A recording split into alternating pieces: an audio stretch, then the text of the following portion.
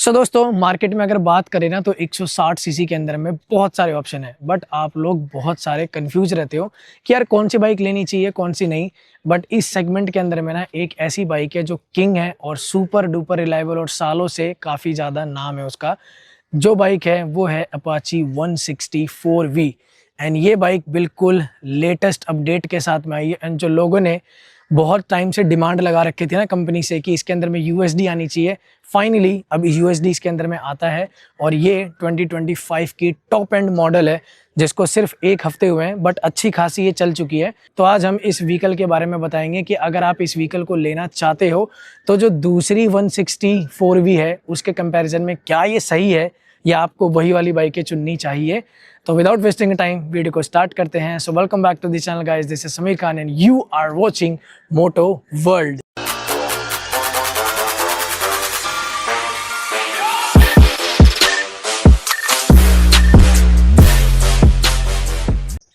दोस्तों ownership experience बताने से पहले सबसे पहले आपको दिखा दूं कि इस तरीके की कुछ ये चाबी आती है एंड ये ना टॉप ऑफ द लाइन है। इसके अंदर में सारे फीचर आते हैं जो कंपनी इस व्हीकल के अंदर में देती है। और अगर आप इसकी डेडिकेटेड स्पेसिफिकेशन से रिलेटेड वीडियो देखना चाहते हो तो आई बटन में लिंक आ रहा होगा जहाँ पे मैंने सब कुछ कवर अप किया है। बट एक जनरल स्पेसिफिकेशन बता देता हूँ। तो 160 सीसी का 4 वैल्व वाला ये इंजन आता है, सिंगल सिलेंडर इंजन रहने वाला है ये।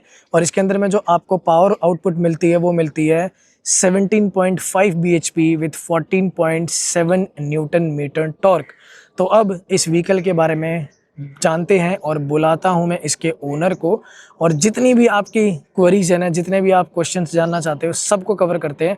एंड एक छोटी सी चीज़ भाई मैं आपको दिखा दूं, क्या ही नज़ारा है, क्या ही अमेजिंग लोकेशन है। और एक चीज़ बताऊं आपको, ये रास्ता और दिनों के कंपैरिजन में आज बहुत ही ज़्यादा खूबसूरत लग रहा है। सुबह के 7:30 बज रहे हैं एंड चेक करो यार ये। दोस्तों ये आ चुके हैं हमारे सामने बाइक के ओनर।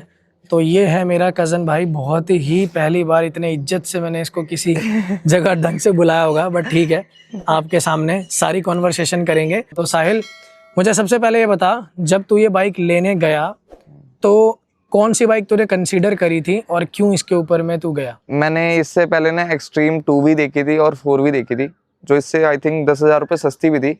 बट मेरे को उसके लुक्स पसंद नहीं आए बाइक के बिल्कुल भी, इसलिए मैंने उसको कंसीडर नहीं किया। क्योंकि ना वो पीछे से बड़ी अजीब सी है बाइक, आगे से तो नो डाउट ठीक है बट पीछे से काफ़ी अजीब सी लगती है उसकी बैकलाइट। मेरे को वो पसंद नहीं आई, मैंने इसलिए उसको ड्रॉप ऑफ किया। और अपाचे मेरे को ऑलरेडी मतलब 160 में सबसे अच्छी लुकिंग बाइक यही थी। और इसका एक वाइट कलर भी मैंने देखा, वो भी बड़ा प्यारा लग रहा था यूएसडी फोक्स के साथ। तो मेरे को ये पसंद थी। मैंने ऑलरेडी इसको यूज़ भी किया है, मेरे फ्रेंड के पास थी, उसने ऑलमोस्ट 65,000 इसको यूज़ कर लिया। बाइक को कोई इशू नहीं है उसको, मैंने इसलिए इस पे गया। ऑल तो वैसे भी ये अभी तक की 160 की सबसे फास्टेस्ट बाइक है। R15 को नहीं कंसिडर कर सकते। नहीं, R15 तो अलग चीज़ है, वो 150 है तो उसके ऊपर कभी डिफरेंटली बात करेंगे। बट ये 160 सेगमेंट में सबसे फास्टेस्ट है। अच्छा, अब यहाँ पे ना मैं पूछना चाहता हूँ कि तेरा बाइंग एक्सपीरियंस कैसा था जब तूने बाइक ली थी? ये बाइंग एक्सपीरियंस के तो बारे में मत ही पूछो क्योंकि काफ़ी बेकार रहा। हमारे यहाँ पे एक नया शोरूम खुला है, अभी नया आउटलेट खुला था, तो मैंने वहाँ से परचेज़ करना सोचा। मतलब 1-2 दिन ही, ज़्यादा नहीं, एक हफ्ता मोस्टली उसको हुआ होगा ओपन हुए। तो मैंने वहाँ से परचेज़ करी और आई थिंक उनकी ये पहली या दूसरी बाइक थी टीवीएस अपाचे की। तो मेरा लोन हुआ था, इस पर फाइनेंस थी। तो उनने मेरा अमाउंट में डिस्क्रिपेंसी कर दी थी कम से कम 3,500 के आसपास। तो जब मेरा एक्चुअल में जो एल्डर ब्रदर है, रियल एल्डर ब्रदर, तो वो इसी फाइनेंस में ही डील करता है। जब उसने पूरे कोटेशन वगैरह निकाली तो उसके बाद 3,500 रुपये निकले। तो हमने बाइक एट द टाइम तो हमने वहीं पे छोड़ दी कि हम नहीं ले रहे। बट उसके बाद भी इन लोगों ने हमसे बिना पूछे इसका इंश्योरेंस काट दिया था। तुमने कंसेंट दिया नहीं था और फिर भी? नहीं, कंसेंट नहीं दिया था और इंश्योरेंस काट दिया था। बस जस्ट एक ओटीपी आया और उसके बाद मैसेज आया कि आपको इंश्योरेंस ऑलरेडी कट गया बिना ओटीपी दिए। तो फिर हमने बाइक छोड़ दी। फिर उनने उसके बाद अपने प्रोफार्मा वगैरह पे स्टैंप लगा के दिया कि आपका जो एक्स्ट्रा अमाउंट निकल रहा है उसका हम वापस देंगे। बेसिकली हिडन चार्जेस लगा रहे थे? हाँ, हिडन चार्जेस लगा रहे थे। लोन अमाउंट ज़्यादा हुआ था और कम बता रहे थे वो। तो वो बाद में दिया उन्होंने पैसा? हाँ, बाद में दिया। बाद में भी काफ़ी दौड़ाया उनने। पहले उनने बोला कि हम चेक देंगे आपको, फिर मैं 4-5 दिन चेक के लिए दौड़ा, पर्सनली मैं खुद ही दौड़ा।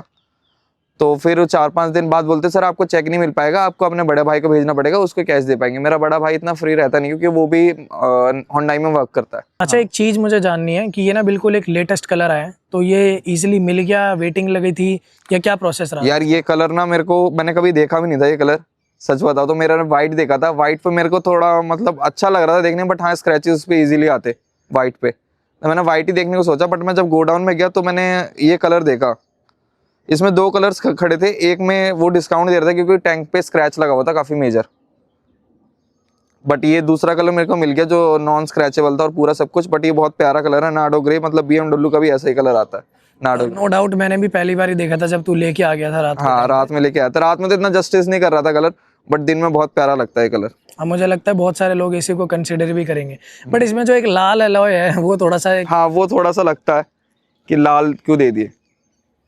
अच्छा, तो ओवरऑल ये था। अच्छा, मिल गई थी टाइम पे, अगर वैसे कोई है हाँ तो? वैसे टाइम पे मिल गई थी, ऐसे कोई इशू नहीं था। और इसके लिए कोई एक्स्ट्रा पे करना पड़ा इस कलर के लिए या नहीं नहीं, कोई एक्स्ट्रा पे नहीं करना पड़ा था, सब कुछ उसी में इंक्लूडेड था। अच्छा, अब ये ना टोटल कितनी किलोमीटर चल गई है, एक बार ऑडियंस को दिखा देते हैं। तो मैं आता हूँ इसके मीटर के पास में, तो ये 1691, मतलब ये लगा लो 1700 किलोमीटर ये चल चुकी है। सबसे टॉप एंड वाला वेरिएंट है जिसके अंदर में 3 राइडिंग मोड्स आते हैं, सारे मतलब जितने भी इलेक्ट्रॉनिक्स पैकेज है सब कुछ इसके अंदर में आता है। अच्छा, अब मुझे ये बता कि ये जो 1600 किलोमीटर चली है वो किसने चलाई है, मतलब तूने चलाई है, इसमें बड़े भाई ने लगभग चलाई है, 1500 तेरे? किलोमीटर ऑलमोस्ट मैंने चलाई है और हार्डली 250-300 मेरे भाई ने चलाई होगी। तो ये काफी चल गई है और मैंने काफी अच्छी खासी चलाई इसको। कितना एक्सपीरियंस इस पे हाईवे करा है और सिटी करा है? मतलब आप इसमें लगा लो जो किलोमीटर 1700 चले में, तो 70% में हाईवे पे ही कम्यूट किया।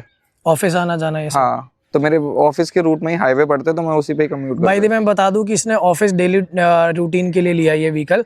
तो अच्छा, अब यहाँ पे ना एक पॉइंट मैं जानना चाहूँगा कि इसकी राइडिंग अर्गोनॉमिक्स कैसी है और क्या सब्सटेंस है, मतलब ब्रेकिंग से रिलेटेड लेके सस्पेंशन से रिलेटेड लेके क्या सोचा था और तेरे लेने के बाद कैसा लगा है, क्योंकि अभी ये USD 4 के, तो क्या है मतलब मैं पहले मैं सस्पेंशन के बारे में बताऊंगा।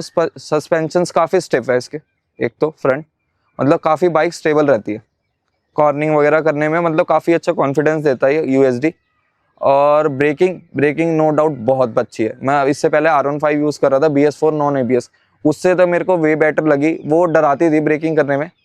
इसकी ब्रेक्स बहुत अच्छी है, मतलब एकदम स्टेबल ब्रेकिंग करती है ये बाइक, मतलब थोड़ा भी स्टीयरिंग में वाइब्रेशंस वगैरह कुछ नहीं देती है, बिल्कुल बहुत स्टेबल करती है। और पीछे की जो बाइट है ब्रेक की वो भी काफ़ी अच्छी है एज कम्पेयर टू और बाइक्स, मैंने चेक किया। अच्छा, USD देने का क्या लगता है तेरे को कि स्टेबिलिटी या फिर फायदा हुआ है कुछ, या फिर USD देने का लिटरली बताओ तो बहुत फायदा है, क्योंकि कॉर्निंग में बहुत स्टेबल रहती है बाइक और स्टिफ रहता है सस्पेंशन, ज़्यादा उछलती नहीं है बाइक। अगर आप किसी बम पे भी चले जाओ आपको जडर आएगा, बट ज़्यादा उछलती नहीं है बाइक। तो इसका एक वैसे डीमेरिट और भी होता है USD का कि जब तुम लो स्पीड पे या गली कुचियों में चल रहे हो ना तो काफी स्टिफ रहता है जनरली जो टेलीस्कोपिक कन्वेंशनल। अब आप कहीं फायदा देख रहे हो तो कहीं तो आपको ऑब्वियसली फ्लॉस तो मिलेंगे उस चीज। बाकी ये चीज है कि ये थोड़ा भगाने के लिए मानी जाती है, तो उस हिसाब से सही पर्पस पे दे रखा है ये। इसके इंजन की परफॉर्मेंस कैसी है, कैसा ये मतलब परफॉर्मेंस देता है, वाइब्रेशन क्या रहती है, जैसे कि सिंगल सिलेंडर इंजन है? देखो सिंगल सिलेंडर है, वाइब्रेशन तो रहेगी। R15 में यूज कर रहा था वो, उसमें भी काफी वाइब्रेशन, बट हाँ उससे तो काफी कम वाइब्रेशन है। मेरे पास R15 V3 थी पहले जो मैं यूज कर रहा था BS4 वाली, उससे तो काफी कम वाइब्रेशन है। और मैंने एक चीज देखी है, इसकी मोटर ना बहुत ज्यादा ट्रैक्टेबल है, मतलब 30 की स्पीड में भी ये 5वें गियर में आप लगा दो ये पुल अप करने लग जाती है वहीं से, बहुत ज्यादा ट्रैक्टेबल है। इस चीज में मेरे को बहुत अच्छा लगा कि ट्रैफिक में मेरे को ज्यादा गियर बदलने नहीं पड़ते इसमें।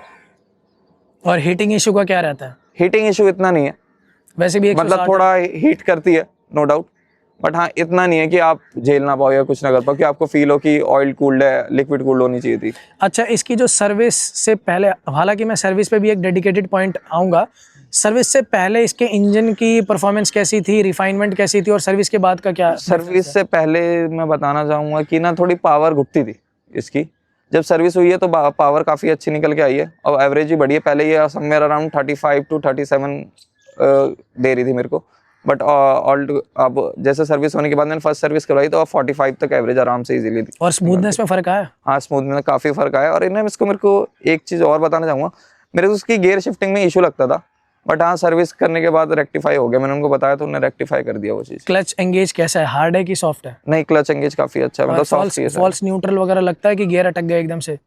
थोड़ा न्यूट्रल डालने में इसको थोड़ा पंगा होता है, मैं बताना चाहूँगा। न्यूट्रल डालने में थोड़ा इशू होता है कि आपको पहली बार में न्यूट्रल नहीं लग पाएगा। बाकी जब तू चला रहा है और एकदम एग्रेसिवली अगर भगा रहा है, क्योंकि मैं तेरे को अच्छे से जानता हूँ तो किस तरीके से चलाता है, तो न्यूट्रल मतलब किसी गियर में अटकती है कि यार एकदम नहीं से? वैसे नहीं, मतलब शिफ्ट आप कर रहे हो, बहुत अच्छे शिफ्ट लगते हैं, बट हमको डाउन करने में थोड़ा, जैसे आप न्यूट्रल सेकंड से न्यूट्रल या फर्स्ट से न्यूट्रल आने में थोड़ा आपको इशू करता है स्टैंड स्टिल में। तो इसका एवरेज तूने बता ही दिया कि पहले 35 दे रही थी और ये। अच्छा, अब आते हैं सर्विस पॉइंट पे। सर्विस एक्सपीरियंस कैसा था? दूसरी बात ये कि जब तूने बाइक सर्विस करवाने के लिए दिया, कितना टाइम लिया, और ऐसा था कि अपनी चीज़ों के लिए भागना पड़ रहा है या फिर एकदम स्मूथ एक्सपीरियंस? नहीं, सर्विस एक्सपीरियंस स्मूथ था, जो जो चीज़ें बताई रेक्टिफाई कर दी सब।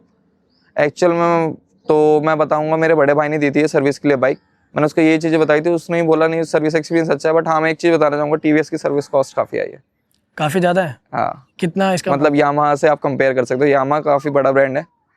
मतलब मेरी फर्स्ट सर्विस उसने 1000 के समथिंग हुई थी मेरी। क्या चेंज कर दिया ऐसा जो 1000 रुपये? ऑयल डाला था बस, और चैन लुब्रिकेंट करने को बोलता, उसमें भी वो आई थिंक 250 अलग से चार्ज कर रहे थे, मैंने मना कर दिया था उस चीज़ के लिए। 250 रुपीज़ फॉर चेन ल्यूब? हाँ। पूरा सेट ही आ जाता है भाई।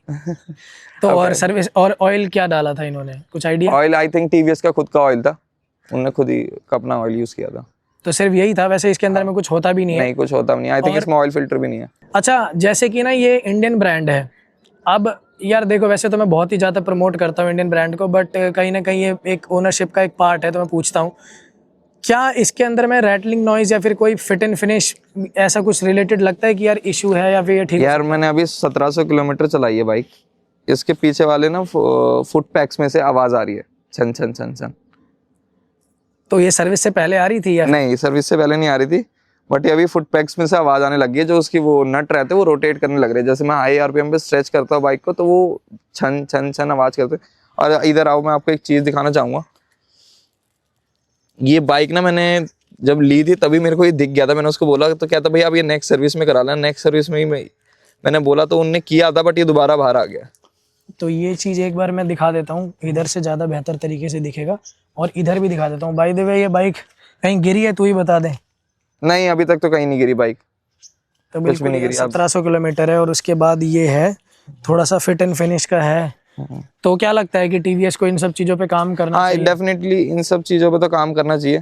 थोड़ी रैटलिंग, बाइक नो डाउट बहुत अच्छी है, इंजन बहुत प्यारा है इसका, और ऐसा नहीं है, मतलब मिड रेंज बाइक की बहुत है, बस हाँ मैं मानता हूँ टॉप एंड इतना नहीं है बाइक का। जैसे मैं R15 यूज़ कर रहा था तो VVS 7000 के बाद एक्टिव होता था, तो वो तो बिल्कुल निकलने लग जाती थी। वैसे भी वेरिएबल वॉल्व टेक्नोलॉजी उसको फेमस इसी वजह से किया हुआ है। इसके लाइट्स का क्या रहता है?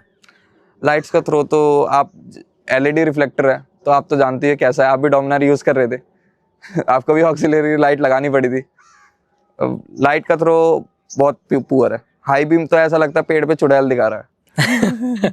अच्छा, एक बात बता, जब तू इसे हाईवे पे लेके जाता है तो वेट मैनेजमेंट कैसा है? ऐसा लगता है कि यार कभी कोई ट्रक के वजह से झोंका नहीं। लगा और 19-20 हो रही है, और जो ओवरटेकिंग में क्या कॉन्फिडेंस रहता है इसका?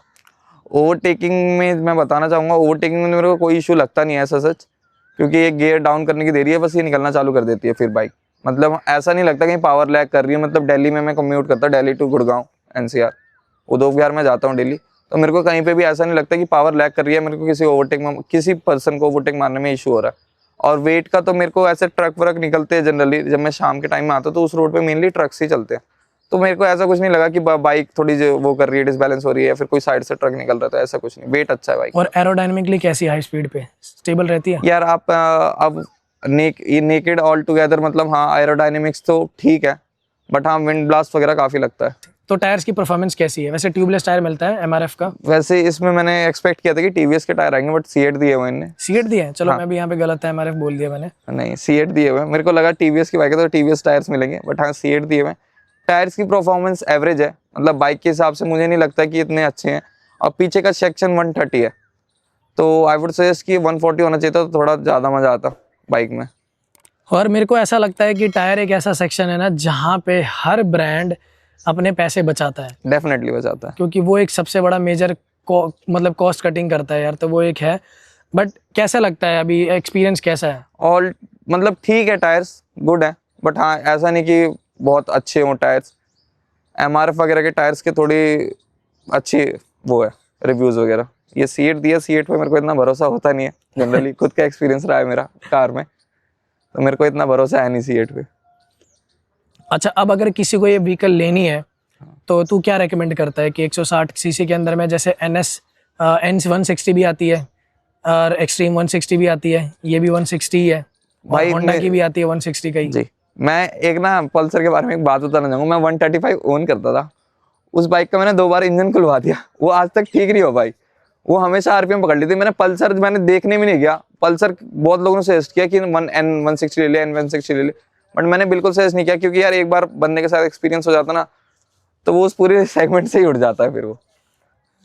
टचवुड, मेरा एक्सपीरियंस काफ़ी अच्छा रहा है बजाज के साथ में। वैसे ऑल दो उसके अंदर में ड्यूक सीरीज़ का इंजन आता है।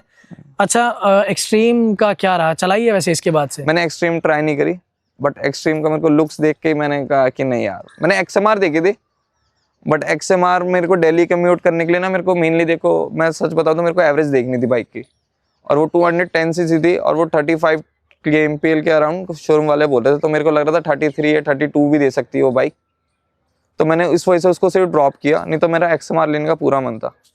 बट सही है, तूने बहुत सेफ ऑप्शन चुना है। जब लाइफ में पहली बाइक लो, और या फिर अगर आप नहीं एक्सपेरिमेंट करना चाहते हो ना, तो ट्राइड एंड टेस्टेड सामान लो। बहुत लंबे टाइम से मार्केट के अंदर में कोई प्रॉब्लम नहीं है, और TVS तो फेमस ही है अपने इक्विपमेंट्स वगैरह। अच्छा हाँ, एक चीज़ मैं पूछने वाला था यहाँ पे कि जो इनकी बटन्स की क्वालिटी है, या फिर जो मोड्स होते हैं चलते चलते व्हीकल के अंदर में, ये इलेक्ट्रॉनिकली सही है, रिलायबल है, या फिर मतलब ऐसा लगता है कि यार धोखा दे देती है कभी कभार? नहीं, मैं जैसे एक बार बताना चाहूँगा, जैसे ABS वगैरह काफ़ी अच्छा वर्क करता है, ABS वगैरह तो, और इसमें ना एक स्मार्ट कनेक्ट आता है, स्मार्ट X कनेक्ट। मैंने एक चीज़ उसमें बुरी देखी कि जिस ऑनर के नाम पर रजिस्टर्ड है ना बाइक, वो सिर्फ उसी के नाम पर रजिस्टर्ड होगा। ये कंफर्म किया वैसे तूने किसी? मेरे को तो जहां तक मेरी ऑब्जर्वेशन है, मैं आपको कंफर्मेशन तो नहीं दे सकता, मेरी जहां तक ऑब्जर्वेशन है, जिसके नाम पे ऑनर है, जैसे मेरे बड़े भाई के नाम पे, तो उसी के नाम पे ये वो हुई पूरी, उसके नंबर से बेसिकली हाँ नंबर से रजिस्टर हुई और नाम भी उसी का आया। आई थिंक शोरूम वालों ने पहले ही पीछे से डाल दिया था वो यहाँ पर। चल एक बार इसको देख के कंफर्म करना भाई दिव्या, अगर मेरे को भी कुछ कंफर्मेशन मिलती है तो मैं वीडियो एडिट के टाइम पे डाल दूंगा। बाकी क्या रिव्यू रहता है इसके अंदर में, अगर मतलब तेरे को कंपनी से ऑप्शन चुनना हो कि यार मुझे ना इसके अंदर में कुछ ये चीज़ें चाहिए, तो वो चीज़ मुझे कंपनी से इसके अंदर में चाहिए, और क्या चीज़ इसकी सबसे बेस्ट यार एक तो मैं इसकी लाइट बोलूंगा सबसे पहले, और एक तो इसमें मेरे को बड़ी बुरी चीज़ लगी कि जो इंडिकेटर्स है वो हैलोजन दे रखे हैं। हाँ यार, ये चीज़ मैं एग्री करता हूँ कि इतने मॉडर्न टाइम में 2025 में भी यार हैलोजन दे रखी है। और इसका जो मीटर है, मीटर तो नो डाउट अच्छा लगता है, बट हाँ अभी आज के टाइम पे TFT आपको ही पता है ट्रेंड में आ चुका है, तो आई थिंक इनको TFT पे अपडेट करना चाहिए अब, क्योंकि सब कंपनियां छोटी छोटी बाइक्स, आई थिंक इनके राइडर में इनफैक्ट TFT आता है। राइडर इनकी 125 की सीसी बाइक है और ये 160 है। मेरे को भी लगा था कि अपडेट कर दिया होगा, बट अपडेट नहीं किया, सेम वही मीटर रखा हुआ है वापस। तो TFT और ये लाइट्स, हाँ बाकी तो कुछ ऐसा है लगा नहीं मेरे को। बाकी सीट की कुशनिंग वगैरह कैसी? सीट की कुशनिंग इतनी कुछ खास नहीं है, सीट भी थोड़ी कुशनिंग करनी चाहिए, और सीट्स में ना थोड़ी थोड़ी हल्की हल्की आवाज आने लग गई है सीट्स में से भी। चलो देखते हैं, लॉन्ग टर्म में एक और रिव्यू भी बनाएंगे। अभी तो बहुत ही ब्रांड न्यू, बट ठीक है, ब्रांड न्यू में भी इतनी सारी चीज़ें ये है। अच्छा, एक मुझे कुछ इसके पॉइंट्स बता जो काफ़ी ज़्यादा अच्छे हैं, जो और के कंपैरिजन में नहीं मिलते। यार एक तो इसकी जो इंजन है बहुत अच्छा लगा मेरे को, क्योंकि ट्रैक्टेबल बहुत है मोटर, मेरे को ट्रैफिक में बिल्कुल इशू नहीं होता। इनफैक्ट मैं कई कार तो मेरे को मतलब जैसे गियर्स वगैरह पे आप जनरली सेकंड गियर वगैरह डालते हो, ये बाइक तो चौथे गियर में भी उड़ जाती है ब्रेक से। सीरियसली? हाँ, बहुत ट्रैक्टेबल मोटर है। तो ये अच्छा लगा मुझे जान के। बाकी कितना रेकमेंड करता है लोगों को? यार मैं तो बोलना चाहूँगा जिसका 160 लेने का मन है, तो मैं तो कहूँगा आँख बंद करके आप अपाचे ले सकते हो। हाँ थोड़ा आपको कुछ चीज़ों में कॉम्प्रोमाइज़ करना पड़ेगा, बट हाँ जिसका बहुत ज़्यादा पावर लेने का मन नहीं है, फर्स्ट बाइक अपनी कंसीडर कर रहे हो कि आप इतना नहीं जाना चाहते 30 bhp, 31 bhp या 25 bhp कि आपको वो डराए बाइक, तो आई वुड सजेस्ट कि हाँ ये लो, काम बाइक है, आपको टाइम देती है समझने का, सब कुछ सोचने का, भगाओगे भी तो स्टेबल आराम से कंट्रोल में रहती है बाइक। सो दोस्तों, उम्मीद करता हूँ कि जितनी भी इन्फॉर्मेशन मैं बताना चाह रहा था सारी की सारी मैंने इस व्हीकल के अंदर में कवर अप करी होगी। हालांकि बहुत ज़्यादा किलोमीटर ये नहीं चली है, बट मेरी कोशिश यही रहती है कि बिल्कुल अपडेटेड जो व्हीकल होते हैं ना, जल्दी से जल्दी मैं उसके बारे में आपकी तरफ वीडियो लेके आऊँ। 1500-1700 किलोमीटर भी कोई कम नहीं होता। इनफैक्ट मुझे लगता है कि काफ़ी हद तक आप लोग को बिल्ड क्वालिटी से रिलेटेड, इंजन से रिलेटेड चीज़ें लगभग जानने को मिलेगी। डेफिनेटली मैं इसका एक लॉन्ग टर्म भी बनाऊंगा वीडियो जो ज़्यादा किलोमीटर क्लॉक कर देगी। साथ के साथ अगर मेरे से पर्सनली कुछ पूछोगे ना, तो मुझे इस व्हीकल का भाई एग्जॉस्ट नोट टॉप क्लास का लगता है। एक डेडिकेटेड वीडियो है जिसके बारे में मैंने सब कुछ स्पेसिफिकेशन बताया, वहाँ पे जाके आप देख लेना, आई बटन पे आ रहा होगा, यहाँ या यहाँ, इन दोनों जगह में से कोई भी। एक छोटा सा रिक्वेस्ट है यार कि हमारी ना फैमिली काफ़ी ज़्यादा बड़ी हो चुकी है, 4500 सब्सक्राइबर। साथ के साथ 1 महीने के अंदर 1.5 लाख से भी ऊपर का रीच आता है, बट यार आप लोग ना सब्सक्राइब नहीं करते। प्लीज़ यार सिर्फ 2 से 3 सेकंड का टाइम लगेगा, सब्सक्राइब कर देना। तो अगर आपको वीडियो किसी भी रीज़न से अच्छी लगी है तो वीडियो को लाइक कर देना, चैनल को सब्सक्राइब कर देना। तो मिलेंगे हमारे ऐसी किसी नेक्स्ट रिव्यू वीडियो में। Till then bye bye.